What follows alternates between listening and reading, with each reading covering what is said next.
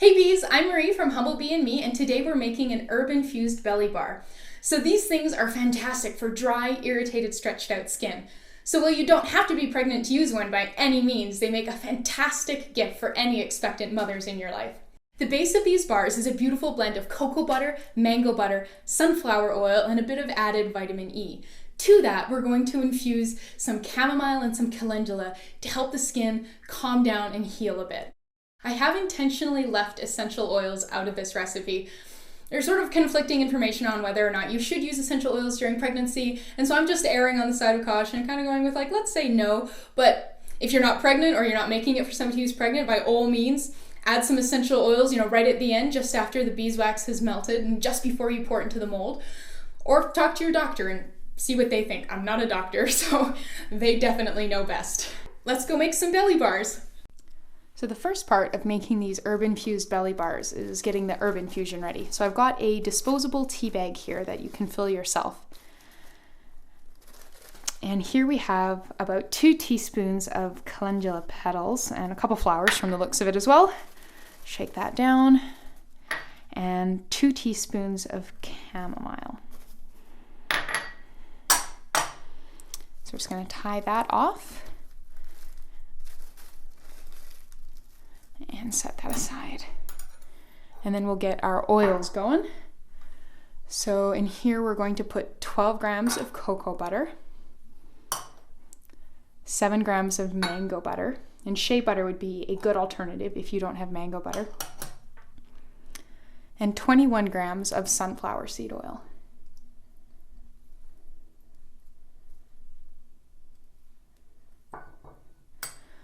We're also going to add just a few drops of vitamin E to help delay rancidity and extend the shelf life of this bar.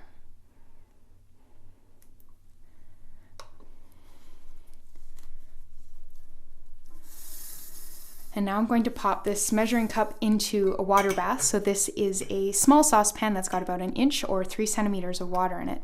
And we're going to go put this over the stovetop over about medium heat for about an hour. And that's because we're going to be using this to make our infusion.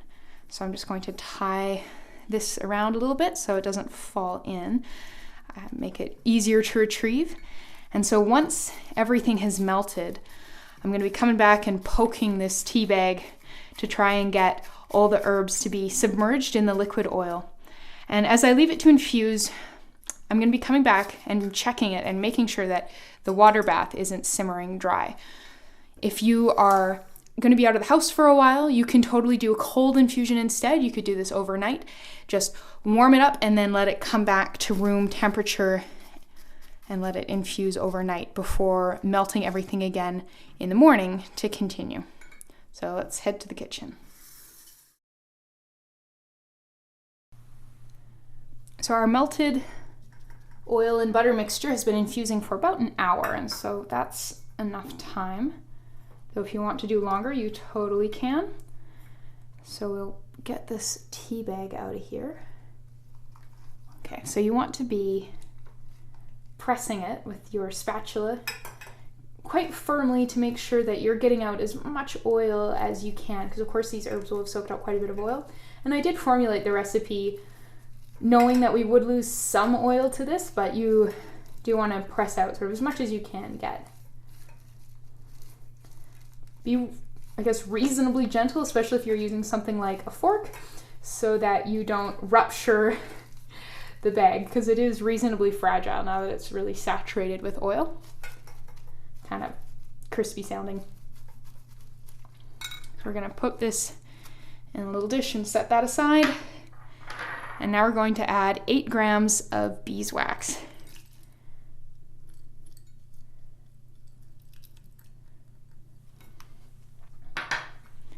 And we're going to go put this back on the stovetop over medium heat to melt that beeswax through.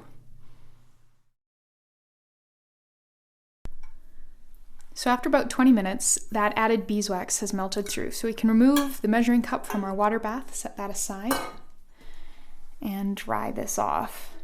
And then we're ready to pour it into our mold. So I'm just using a simple little 1/4 cup measuring cup as my mold.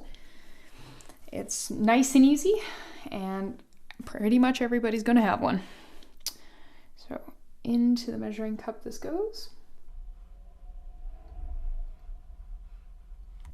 And now we'll just leave that to solidify.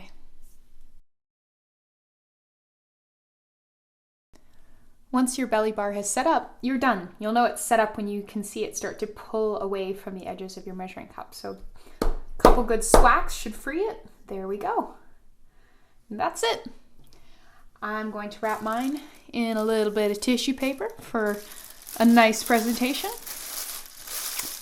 And there you go. You just made an herb-infused belly bar. Thanks so much for watching. Please subscribe and check the description box below for the full recipe written out with the amounts in both metric and imperial. See you next time.